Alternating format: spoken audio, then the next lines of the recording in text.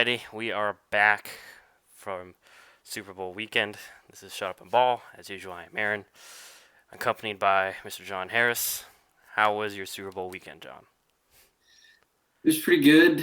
There were some difficulties on the food. Tried to get wings, but the wings places, I guess, were just overloaded with orders. So we did pizza Uh, instead because it was not working. It was not cooperating with me, and I was not going to miss the game for the wings. So we went and got the pizza instead.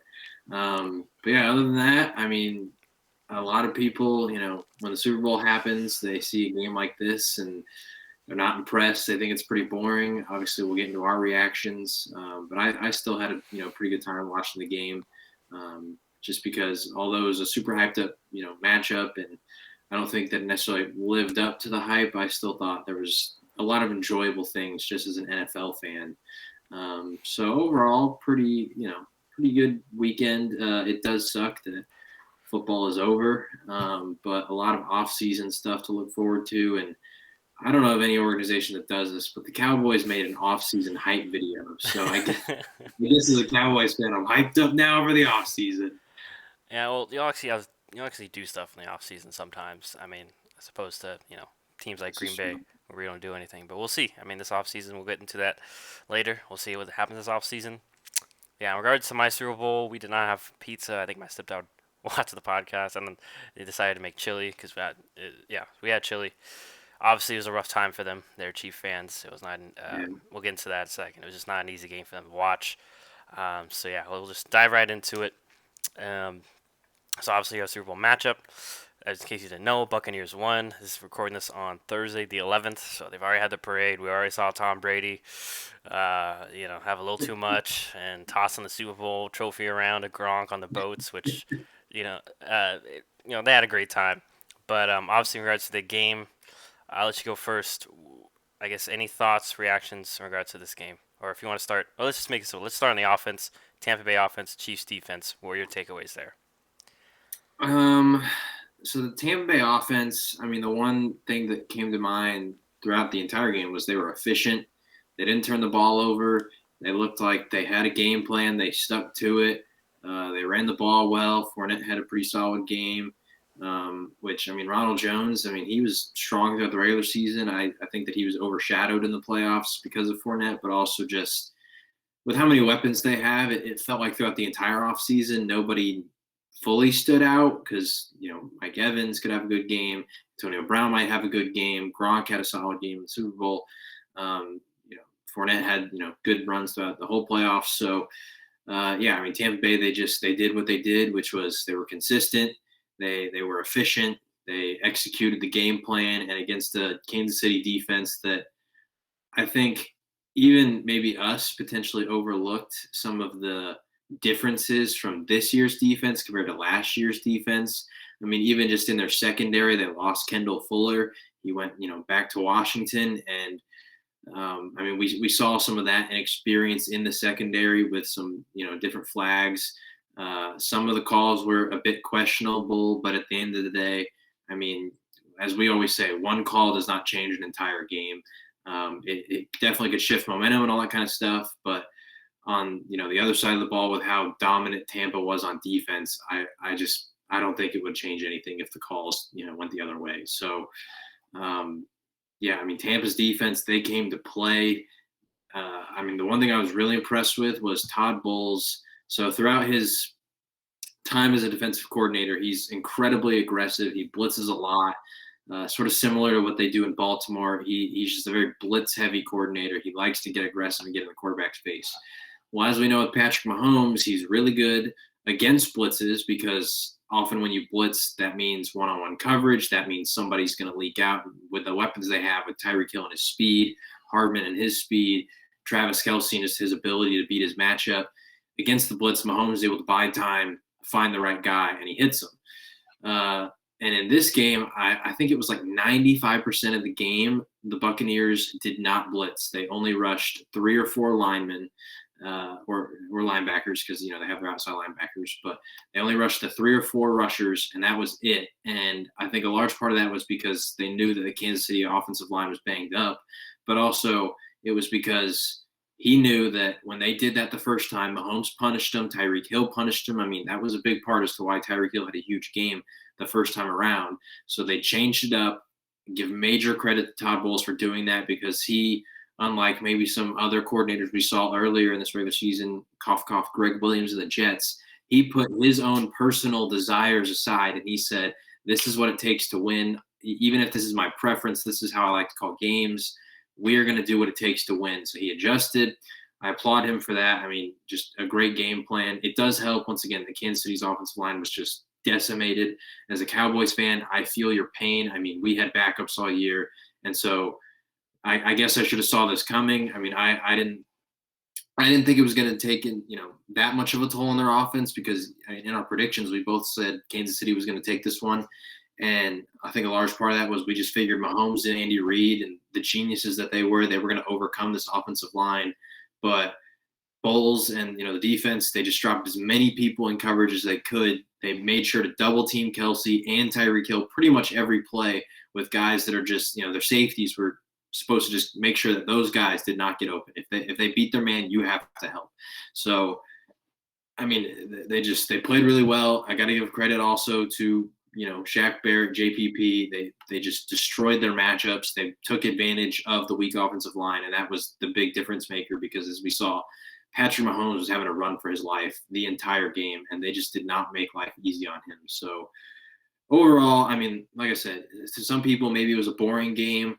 I was just incredibly impressed by the Buccaneers. I still was able to enjoy the fact that I mean we were watching a really good defensive game plan be executed, and because of that, I mean, I saw two of the greatest throws I've ever seen in my life out of Patrick Mahomes. That parallel to the ground throw, I think, might be the most ridiculous throw I've ever seen a quarterback make because the amount of power, velocity, and accuracy he was able to get on that pass while literally in midair falling to the ground is just ridiculous. It hit his receiver right in the helmet too, which that is heartbreaking. So yeah, I mean, overall, incredibly impressed on the side of Tampa Bay. Like I said, they had a game plan, they executed it. But for Kansas City's side, I mean, I don't want to give them an excuse, but I think if they're a fully healthy team, that game just it wouldn't be the same because I think their offensive line was really strong. Mitchell Schwartz, Eric Fisher, two really strong tackles. And even their interior line is solid. And I think just having that offensive line changes that game because number one, I think they're going to score a touchdown, but also I think that adds the ability to be able to run the ball more. So even though what often happens when people play Kansas City is they get down big and so they have to pass the whole game. I think Kansas City is able to nullify that big lead that Tampa got because they can run the ball, they can set more of the pace, but also Mahomes, I mean, he's not having to just run around the whole game. And so that forces Todd Bowles to maybe call some blitzes because he's delivering strikes and he has that time to let his receivers beat, the coverage. So, yeah, I don't want to give Kansas City an excuse, like I said, but I do think if they're fully healthy, there's a different result. Maybe the Buccaneers still win, but I just don't think that that defense has the success that they do against that Kansas City offense. Because I don't know about you, I mean, out of every Kansas City game I've ever watched, they've never looked so human before. And I think it was no matter what Andy Reid could really call up, because of the amount of people they had in coverage and the pressure they were able to get, there's really nothing they could do. Yeah. So in regards, yeah, I do agree with that in a little bit, but so one thing, Kansas City offense. I'm just looking at my notes. I think it seems like they came out, and it looks like I watched back. Looks like they did. They came out and they had a game plan and they won the first time. We're gonna take deep. They thought that Todd Bowles was gonna blitz, like you said. They thought that was his mentality. That is Todd Bowles. His identity. He's not gonna stray away from it, and that wasn't the case, like you saw. And it took them like a little too long to kind of adjust to that. And I guess once again they weren't expecting that, and they didn't have enough, short game passing repertoire to capitalize off that. And then yeah, like you mentioned, the two tackles. I mean, once again, Tampa Bay deserves the Super Bowl. And every champion has a little bit of a break, and they capitalize off that. Obviously, maybe next year we'll see a fully healthy Kansas City. Versus a fully healthy Tampa Bay. It's very realistic.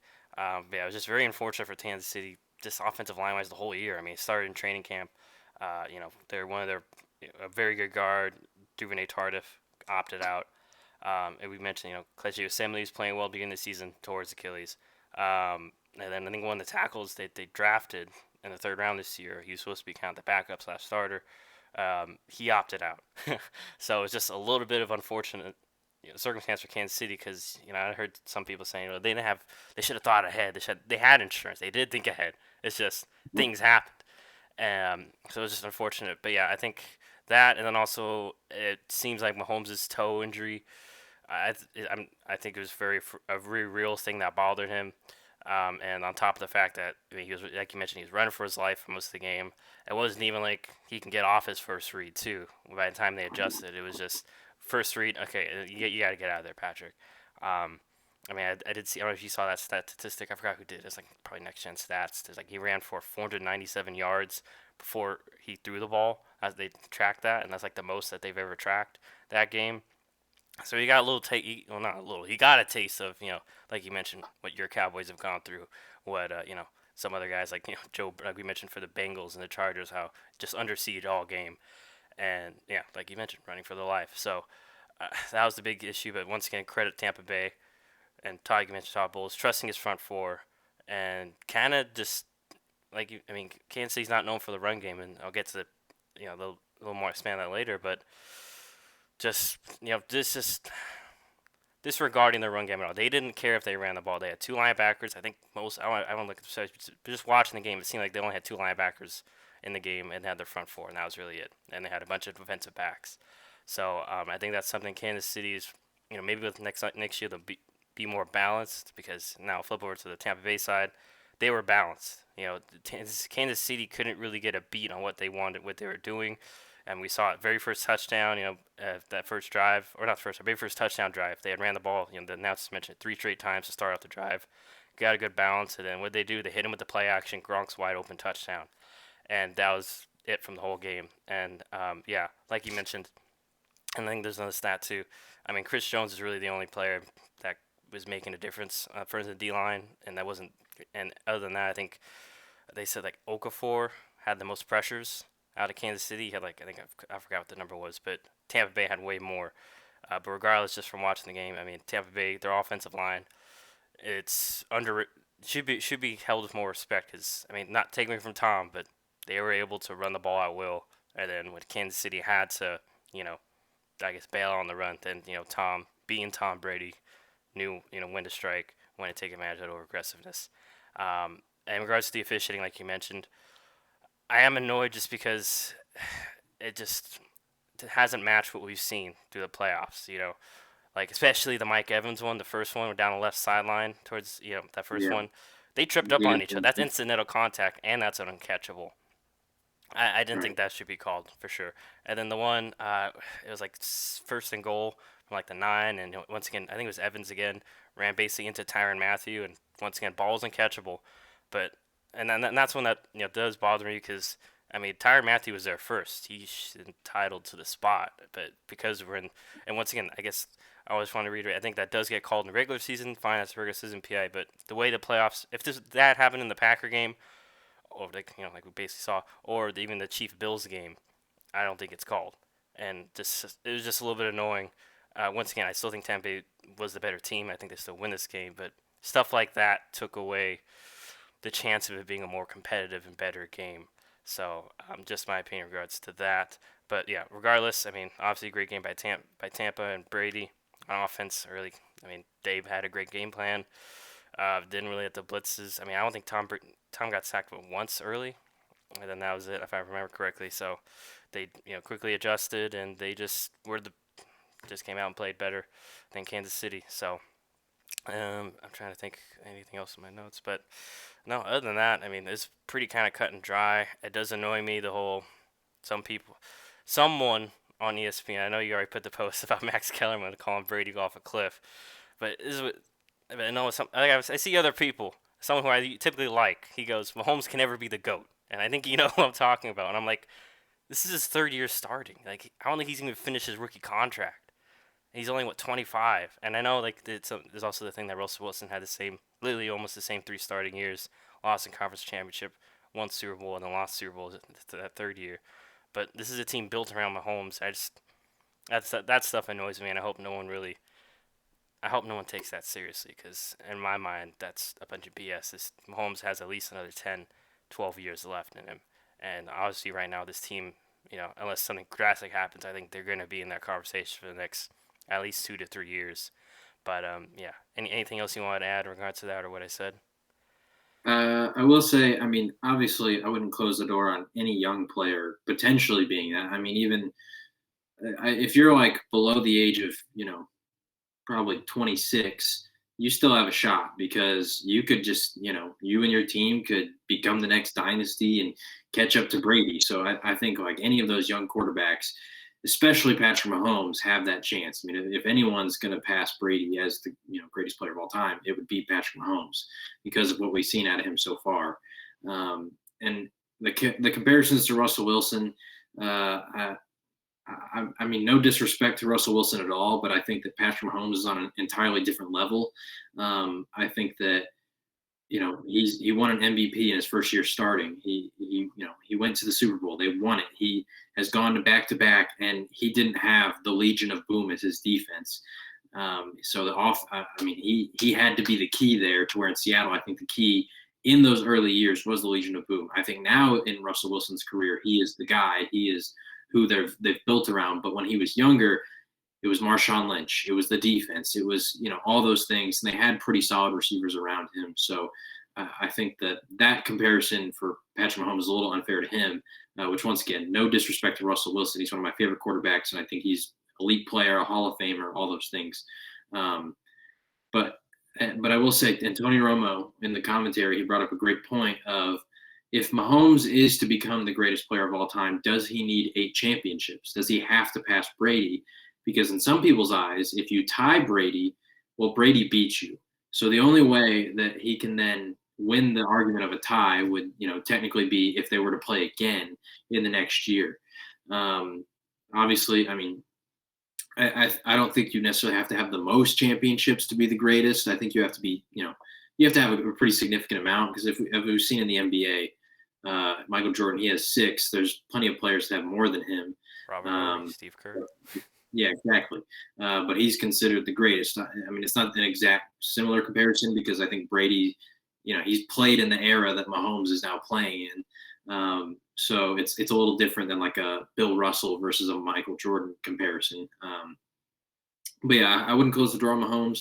I will say I think the one thing that he has going against him is, or the few things, is number one, Brady always sacrificed money for the good of the team.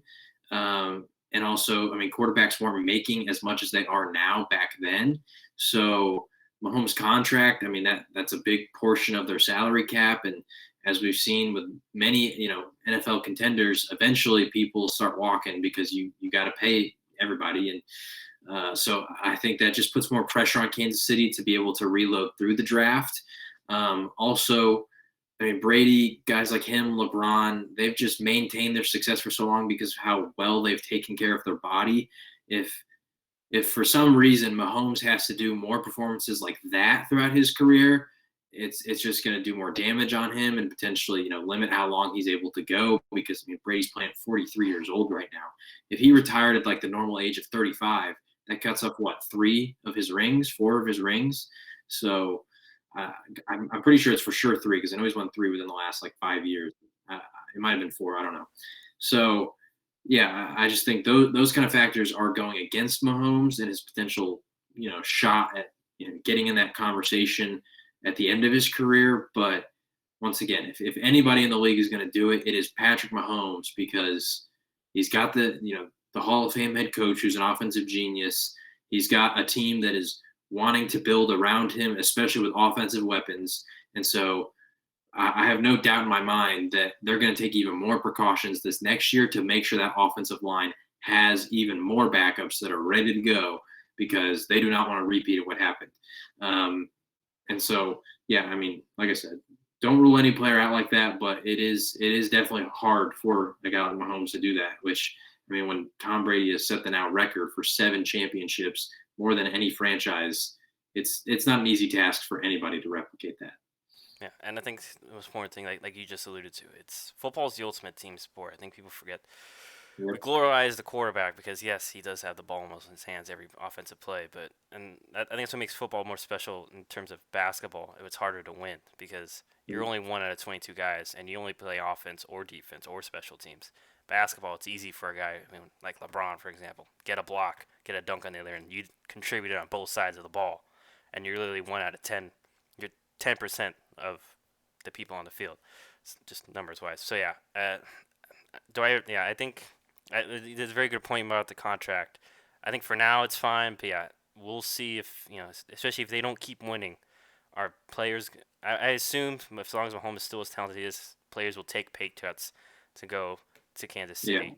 And Kansas City has done pretty well drafting. I will say they're not a horrible drafting team. They've hit some guys. Obviously, Tyreek Hill, Travis Kelsey was a third-round pick. And they've had some good key signings. But yeah, especially with I'm assuming the salary cap's going to recover in the next few years after this year. But I know this year I believe it went down. I don't think they've released the full number yet, but it looks like it's going to go down. Granted, I don't think Kansas City's going to be able to do anything anyway. Besides the lose Sammy Watkins, but he only plays like 3 games anyways. So, but yeah, I'm interested to see how they reload and how they recover. But yeah, last point I did want to make in regards to a run game, it just feels like NFL's starting to get back to balance a run game. We saw it with Green Bay. We're seeing that with Tampa. We saw it with teams like Tennessee in recent years, where you have to be balanced because like this game, it simplifies the defense because guys like Steve Spagnuolo, he can't do all his crazy blitzes on third down when it's 3rd and 3 because Tampa Bay might just run the ball, or hard to cover the whole field when it's once again 3rd and 3. So yeah, I think that's the way the NFL's going back to what it was before the spread game. Because remember the last 10 years, you could say it's been the spread, the college offenses, which I think some of that will be there in the NFL. But I'm just saying, I think teams are going to go back to having the identity of run, of 50-50. Run the ball, pass the ball, build off the play action. So I think that's something to look at going forward. But is there anything else you want to go in regards to that? NFL Just or the one Super last Bowl? point. Go ahead. I mean, what you brought up, football is the ultimate team sport, so it's always going to be unfair when we compare individuals because though I mean, undoubtedly, if Brady doesn't have Bill Belichick, if he doesn't have the Patriots, and just you put him on another team, does he win as many rings? Probably not, because once again, it's the ultimate team sport. Things that are out of his control help him get to the status that he is at, and that's just the case for every single player. Because as we've even seen with your Green Bay Packers, Aaron Rodgers should have more Super Bowls than he does, and I don't think a lot of that is on Aaron Rodgers. It could be on the organization, drafting, free agency, whatever. With my Cowboys, we should have had many seasons where we were competing for Super Bowls with the teams that we've had, but the coaching wasn't there, or we didn't have a good defense, but we had a really good offense, or there's just a lot of factors. So you have to have a complete team, and I mean we've seen that. I would argue with pretty much every Super Bowl team. I can't name a single team that's won a Super Bowl that didn't have some sort of semblance of balance. Because even as much as we glorify the Chiefs and their passing offense, last year, once again, their defense, they showed up when it mattered. Last year, their defense was third against the pass in the entire NFL. Their run game was, it wasn't amazing, but it was solid. It was very serviceable. They're stable of running backs, especially Damian Williams, showed up when it mattered. So, yeah, it's a little unfair when we make these conversations about who can be the GOAT because, like we talked about with Patrick Mahomes, who knows what the Kansas City Chiefs are going to look like in 7 years? There's just no chance because technically the only player in a contract that long is Patrick Mahomes. So it could be an entirely new team built around him. So in that sort of conversation, that's another thing that has to be taken into account is how do the Kansas City Chiefs continue to keep a competitor built around him? So we'll see. It's always awkward having the GOAT conversation because in every sport there's just so many pitfalls. And I think the NFL, it's just the hardest because of the team aspect and how if you don't have if you don't have a good special teams, that can be your downfall. If you don't have a good defense, that can be your downfall. Something as small as you don't have a run game, like you don't have a good running back, like the Steelers this year, it screwed their offense when they had a really good wide receiver room, really good defense, all that kind of stuff. So yeah, just final thoughts on the GOAT conversation. But overall, I think it was still an entertaining Super Bowl. a lot of people are already saying that these teams might come back next year. For Kansas City, I could see them coming back next year, of course, but for Tampa Bay, I think they have a very interesting offseason ahead because they have a lot of key pieces that are going to be free agents, like Chris Godwin, like Levante David, among other people. I think So I think isn't have Shaq to Barrett? see. I think he played this year on a franchise tag too. Yep, I'm not sure. I think Barrett as and well. Leonard Fournette as well, who was very key in their Yep, playoff run. Antonio Because Brown. I don't know about Gronkowski's contract, but I mean, there's just a lot of different pieces that might be moving around. So it's going to be an interesting one to see how they respond as well. Because, like we said, ultimate team sport, you got to have a complete team.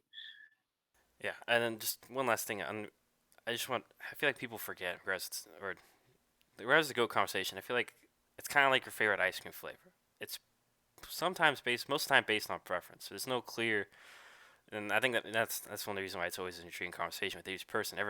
Some person might have a different GOAT. Mine.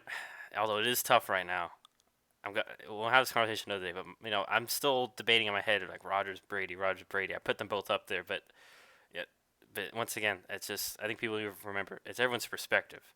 Um, some people it's like Jordan, LeBron. You have some LeBron, some Jordan. It's just perspective. So try to keep that in mind, people, when you're probably arguing at work. If you are on the non-Brady or Brady side or whatever, but that's one of the reasons why I made this podcast. But we did speak about